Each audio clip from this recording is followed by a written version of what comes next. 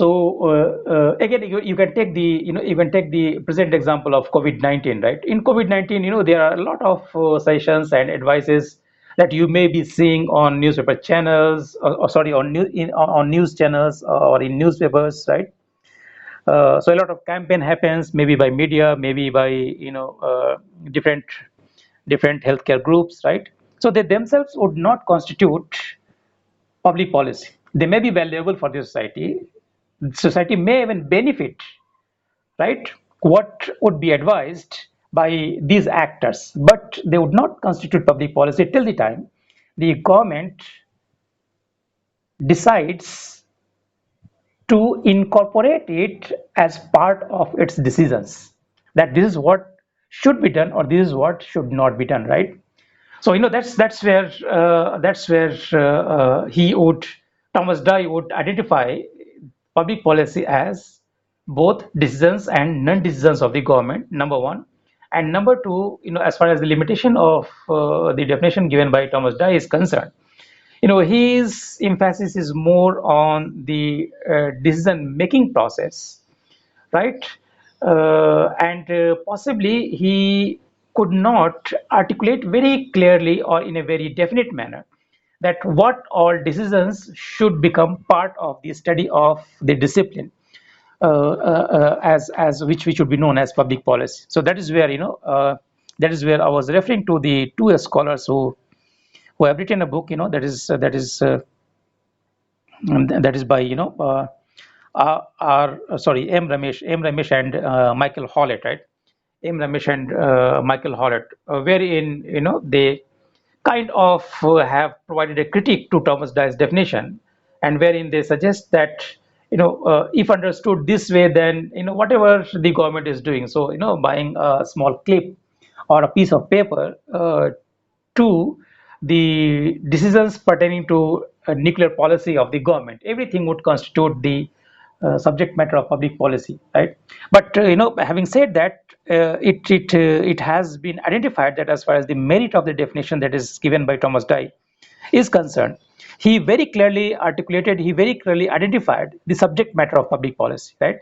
So that is where, when one is trying to understand public policy, one has to look at the actions of government only. Okay, so that is where one would understand the whole public policy making, and other aspects related to it, right? Now, Thomas Dye, he, of course, the point that was asked earlier by one of you, right? Causes, right? So therein he suggests that whenever we are trying to look at a policy, so of course along with the actions of the government, there are some interrelated things which one has to look at, and of course looking at the causes would be an important element, or rather would constitute an important element as far as this discipline of public policy is concerned, right? So again, these things would come in a little more detail when we further try to understand the theoretical aspects and other models as far as public policy is concerned. But is Thomas Dye's definition clear to you, right? Sir, Then, excuse me, sir. mm, Sir, what said about Michael Hallett and M. Ramesh? mm. What was the criticism? I'm not able to understand how it was a criticism on No, Thomas Dye's definition. it's very What? it's very simple, right? They understand, or rather in their understanding, the definition of Thomas Dye, it focuses only on the actions of the government in such a manner that it is very broad in terms of its scope, right? So when one is trying to understand Thomas Dye's definition, then every action of the government, uh, every action of government no would constitute the subject matter of policy, right? So certainly when one is looking at public policy, there has to have some uh,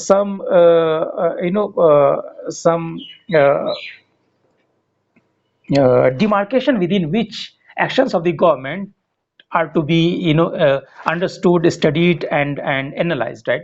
So every action of government which may not have larger significance or relevance possibly would not constitute the subject matter of policy. So that's, say for instance, routine matters, right? Routine matters wherein the government decides to supply provisions or to supply certain requirements to its personnel, for instance.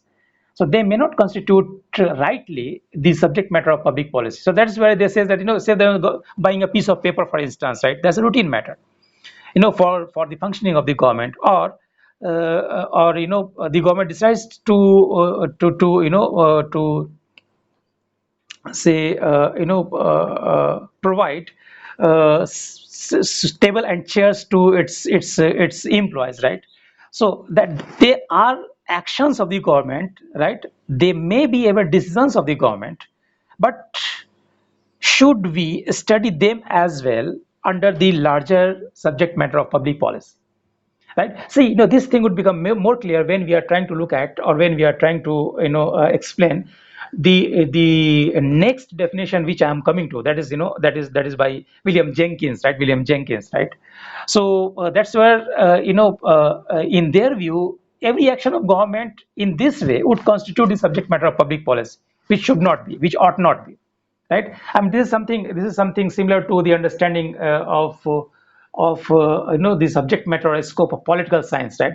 So we try to understand and define politics, wherein we do try to draw a certain line within which the discipline has to be studied and the discipline has to develop in its scope, right? So that is the most significant limitation of the definition given by Thomas Dye, that Hallett and Ramesh, they are pointing out, right? But as I said earlier, they do accept that somewhere it is the uh, most effective definition, or rather the most precise definition, in a sense that it articulates in a very precise and focused manner that what one means when one says this is public policy, right? Or this particular action is something which would constitute the subject matter of public policy, right?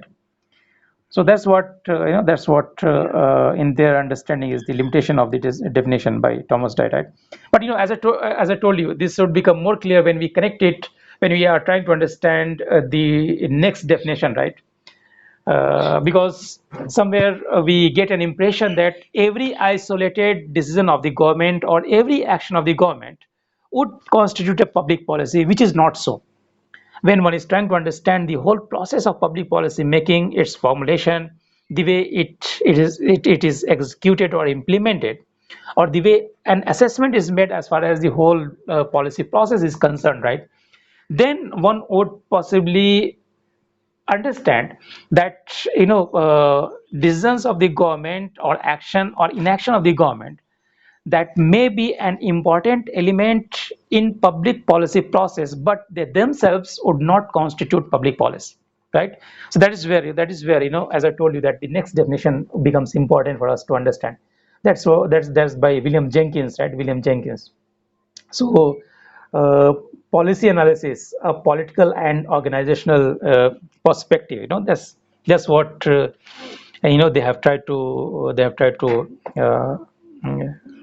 mm, give, and they have tried to explain, right? Okay. So this is what we will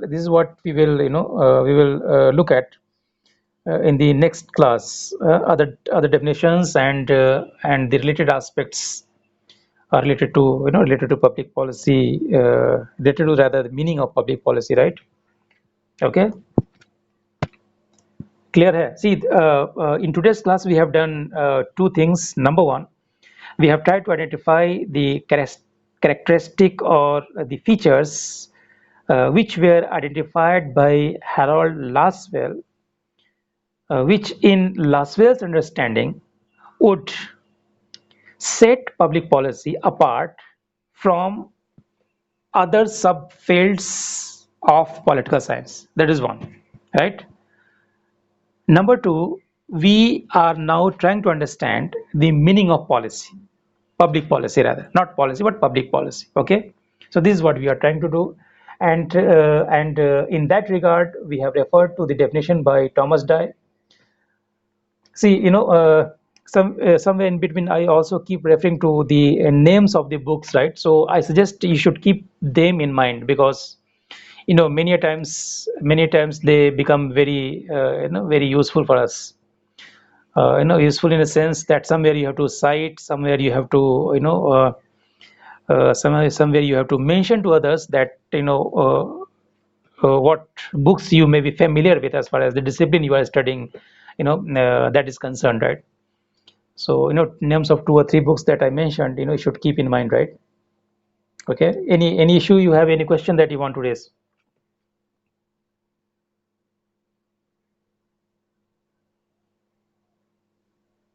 Can everyone hear me? आवाज जा रही है हमारी?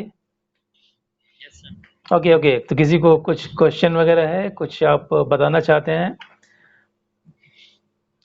नहीं तो फिर next class में हम अपना जो है जो पब्लिक पॉलिसी का मीनिंग है ना, उसको फर्दर हम लोग